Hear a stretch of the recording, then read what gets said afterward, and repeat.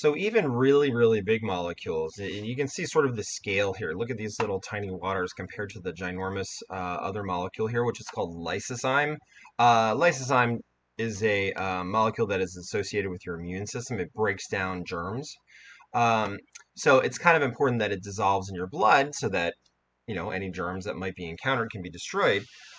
Water can dissolve them too. Now it takes a whole lot more to do it, but you can see as they form this little what's called hydration shell around the molecule, um, they can surround it enough to let it dissolve into the water, right? So then therefore it can move in the bloodstream. So this is very much like how salt and chlorine, or sorry, sodium and chlorine move away from or move through the blood via the water in your blood. But keep in mind that big molecules can do that too. So I think it's also important to talk about hydrophilic versus hydrophobic. Okay, so the suffix here, philic, right, or phile, right, would mean lover, right? Uh, Phobic means fear of. So if you think about those two suffixes, kind of makes sense when you throw hydro in the front. So a hydrophilic substance is one that has an affinity for, or I just usually say loves water, right? So in other words, hydrophilic substances can dissolve in water. A hydrophobic substance is one that does not have an affinity for water and therefore it is scared of or doesn't like water. In other words, it will never really mix into water. Oil, we were talking about making pasta water earlier. Oil is a very hydrophobic substance that doesn't mix with water really at all. And all of that has to do with the polarity. So generally, and we'll talk about this in a second, hydrophilic substances are polar, whereas hydrophobic substances are what we call nonpolar. Okay, so we're going to table molarity for a second. Now, you may have done this in chemistry. I just wanted to hit a couple different things here. I don't think I'm going to actually have you guys, figure out molarity, but you should understand that, this is a way to talk about concentration. Okay, so chemical reactions basically depend on collisions of molecules. In other words, the molecules that are going to react have to come together and collide, right? They have to bang together. And the higher the concentration of solute of these molecules that we want to react in a solution, the more likely they are to react, right? Because there's just more of them to crash together, right? So molecular mass, remember, is the sum of all the masses of all the atoms in a molecule. So if you have a huge molecule like DNA, its molecular mass is going to be huge as compared to, say, I don't know, like water or carbon dioxide, which has very, very few atoms in it. Numbers of molecules are usually measured in a quantity called moles. Okay, so moles, if you go back to chemistry, which I assume you had at some point, um, 1 mole equals 6.02 times 10 to the 23rd molecules in it. So that's 602 with another 21 zeros behind it. So it's just a ginormous number, right? So 1 mole is an unbelievably large number of molecules. Molarity is the number of moles in a liter of solution. And of course, if we're talking about a solution here, we're talking about water, right? So because we're talking about living things, it's not, an organic or inorganic chemistry class. So molarity is the number of moles. So in other words, how many molecules of solute you have, and that could be a solute of anything, per liter of, in our case, water, because we're talking about biology. So keep in mind that water can sometimes break the rules a little bit. You know how we said that there's one oxygen and two hydrogens in a water molecule and they kind of bond together? Well, every once in a while, hydrogen atoms, depending on how many there are in the solution, can bond temporarily to oxygen and make three hydrogens to an oxygen. And we call this hydronium. Okay. That leaves, since you need to have this hydrogen come from somewhere, that leaves a oxygen with only one hydrogen to it, and that's what we call a hydroxide ion. So this is OH. Notice the charges, right? If you get rid, I'm going to do hydroxide first because I think it's a little easier to remember, and it's more common. If you get rid of a hydrogen, that means you're getting rid of a positive charge. That makes the whole molecule negative. If you add that positive charge to a water molecule, which is neutral, right, it takes that extra positive charge, making that water molecule positive. So you can see that this is kind of like a sort of like a transient state. It goes back and forth, and that this positive and negative are also going to attract each other.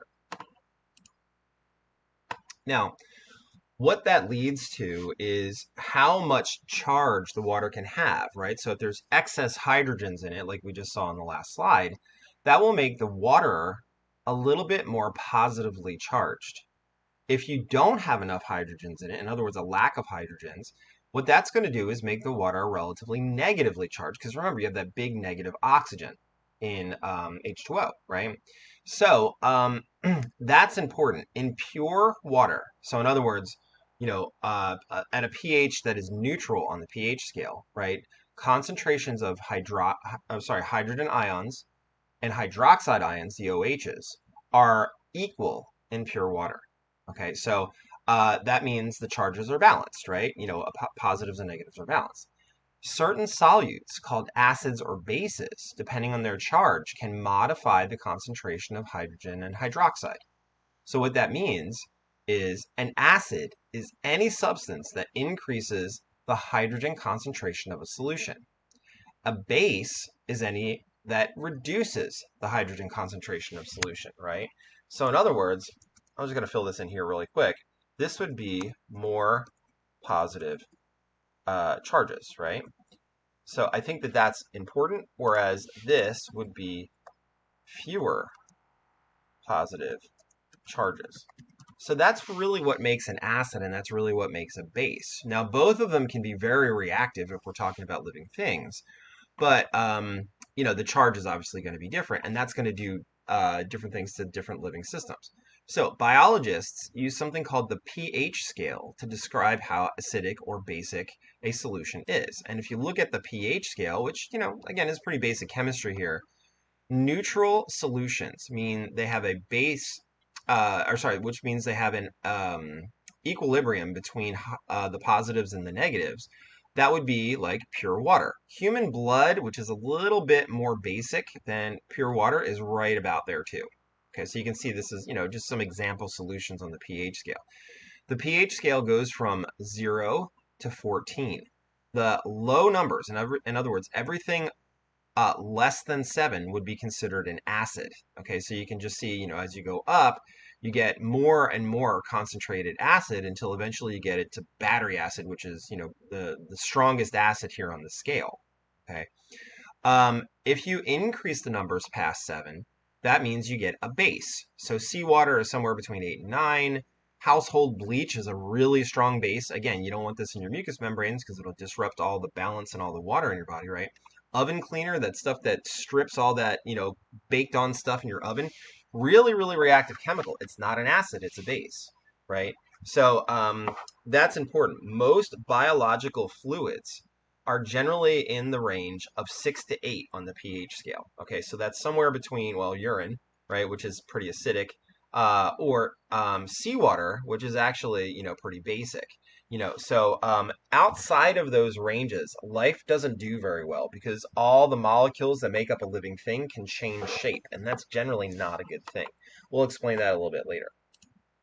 So a lot of living things, kind of like the specific heat of water, a lot of living things have what are called buffers.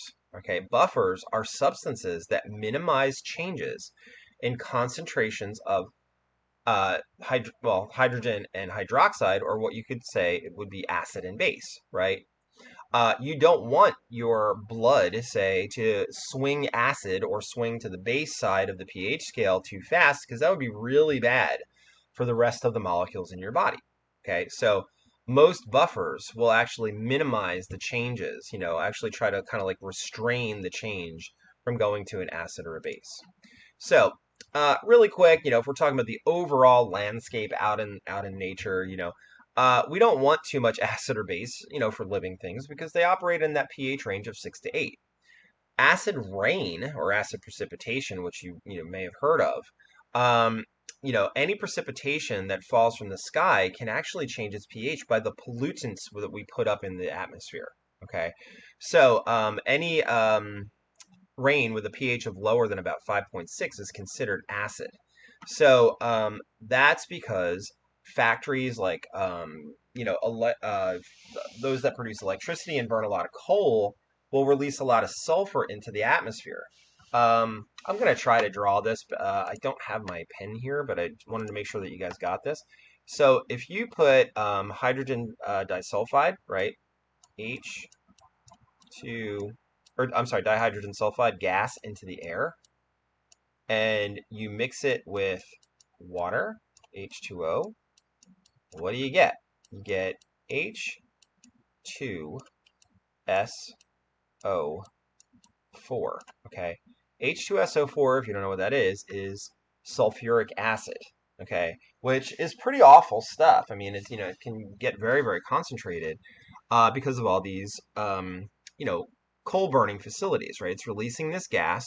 It goes up into the atmosphere and can make H2SO4. So the problem with that is that when the acid falls to the ground and it is absorbed into lakes, ponds, rivers, the soil, whatever, it can literally burn, with an acid burn, the plants and animals that live there, right? So the lowest recorded rainfall was in Wheeling, West Virginia. A lot of coal, mining and burning in West Virginia, of a pH of 1.5. Now, I just want to bring your attention back to slide number 16. Look where 1.5 is on the pH scale. It's right up here. So it's, somewhere between stomach acid and battery acid falling from the sky. That's just amazing, that, the pH got that low. And you can imagine what it did to the organisms that, that rain affected. And here's a picture, right? So the grasses, are short-term growers. So they're all generally okay, but, being dosed again and again and again with acid rain is going to kill all the trees in the landscape because they're, getting it from lower in the water table. So there's that acid rain range right over here.